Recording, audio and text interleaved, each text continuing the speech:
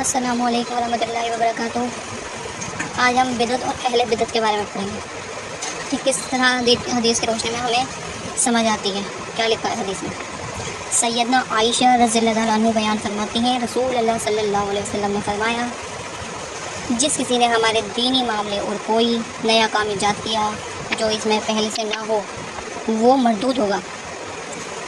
سیدنا انس بن مالک رضی اللہ عنہ نبی اکرم صلی اللہ علیہ وسلم سے روایت کرتے ہیں، آپ نے فرمایا، جس نے میری سنت سے روگردانی کی تو وہ مجھ سے نہیں ہے۔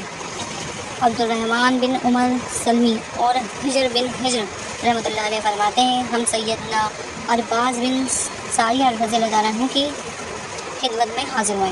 آپ ان صحابہ کرام میں سے تھے جن کے متعلق یہ آیت مبارکہ نازل ہوئی۔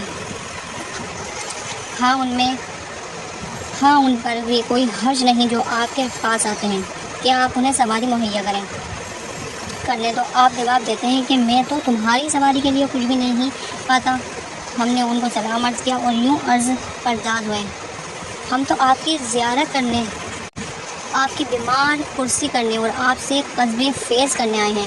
سیدنا ارباز رضی اللہ عنہ نے یوں فرمایا، ایک روز رسول اللہ صلی اللہ علیہ وسلم نے ہمیں نماز فجر پڑھائی، پھر ہماری جانب رخ انوار کر کے بیٹھ گئے اور ہمیں ایک بلی اور انتہائی جامع نصیحت فرمائی جس سے آنکھیں بہنے لگیں اور دل دہل گئے۔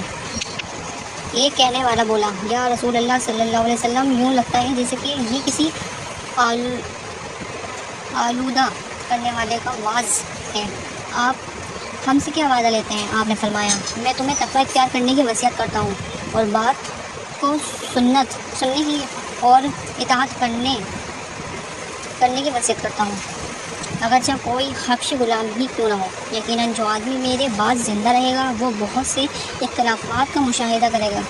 تم اپنے اوپر میری سنت کو، میرے بعد میری ہدایت یافتہ خلفائے راشدین کی سنت کو لازم قرار دینا اور انہیں ڈاڑیوں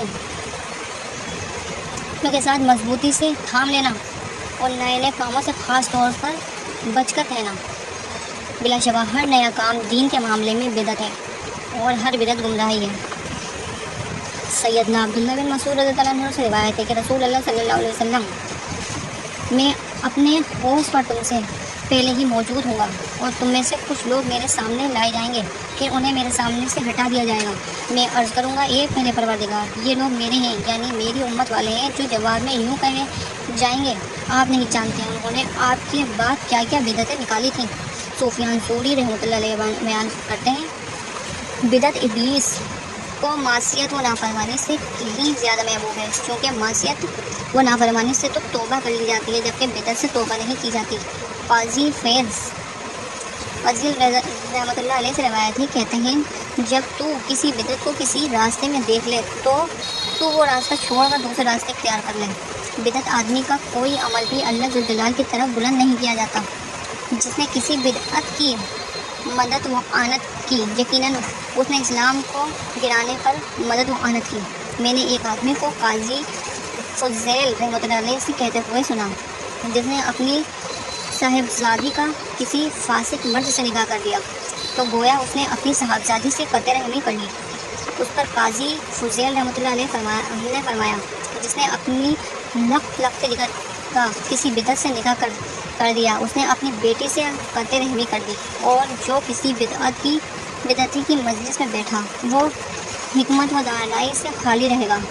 اور جب اللہ ذو الجلال کسی آدمی کے متعلق جان لیتے ہیں کہ وہ بدعتی آدمی سے بغض و عداوت رکھنے والا ہے، مجھے امید واثق ہے کہ اللہ تعالیٰ اس بنا پر اس کے گناہوں اور غلطیوں سے درگزر فرمائے گا۔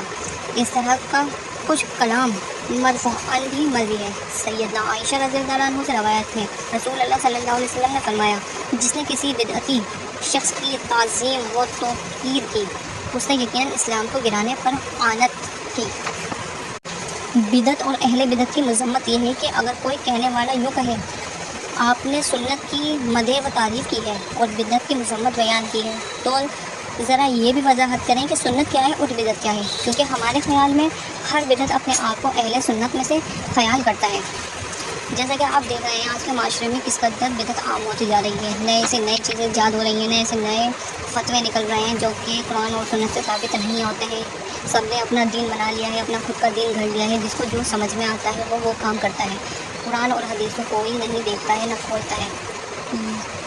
خود سے قرآن پڑھیں، خود سے تفصیل سے قرآن پڑھیں تاکہ نظر آئے، سمجھ آئے کہ قرآن میں آخر ہے کیا. ہم دوسروں کی سنی سنائی باتوں کو تو یقین کرتے ہیں، ہم خود اس کلام کو کھول کر پڑھ کر نہیں دیکھتے جس میں اللہ تعالیٰ نے تمام چیزوں کو بتایا ہے تفصیل کے ساتھ. ہم جو کہتا ہے اس کی بات کو فوراً مان لیتے ہیں، بنا دلیل کے، بنا پڑھے، بنا سمجھے ہم یقین کر لیتے ہیں، اس سے قرآن کو کھول کر نہیں دیکھتے ہیں. تبھی تو ہم گمراہی میں ہیں، تبھی تو ہم بدعت کو عام کرتے جا رہے ہیں. اس لیے سب قرآن کو معنوں کے ساتھ پڑھیں. صرف قرآن ایسے ہی نہیں پڑھ لینا، اس کو معنوں کے ساتھ پڑھنا ہے تاکہ سمجھ آئے کہ اللہ تعالیٰ ہم سے کہنا کیا چاہتے ہیں. اپنے کلام میں آخر اللہ تعالیٰ نے کیا بات اپنے بندوں کو فرمائی ہے، یہ سوچ کر قرآن پڑھو معنوں کے ساتھ کہ اللہ تعالیٰ سے بات کرو، ہم کلام ہو، اس کو پڑھو سمجھو. جب تم معنوں کے ساتھ پڑھو گے تو ایسا لگے گا کہ وہ اللہ تعالیٰ ہم سے بات کرنا ہے، اور ہم اس کو سمجھیں گے تو ہم یہ سمجھیں گے کہ ہم اللہ تعالیٰ کو سمجھ رہے ہیں، اللہ تعالیٰ ہم سے بات کر رہے ہیں ہمارے سامنے. تبھی ہمارے اندر اللہ تعالیٰ کا ڈر پیدا ہوگا. ہم یہ تمام بدعتوں سے، برائیوں سے، گناہوں سے بچ جائیں گے، کیونکہ قیامت کا عذاب بہت سخت ہے، کوئی کچھ تو نہیں بچ پائے گا. آج تو ہمیں بہت اچھا لگ رہا ہے، آگے نہیں لگے گا، کیونکہ جو وقت چلا گیا وہ واپس نہیں آنے والا.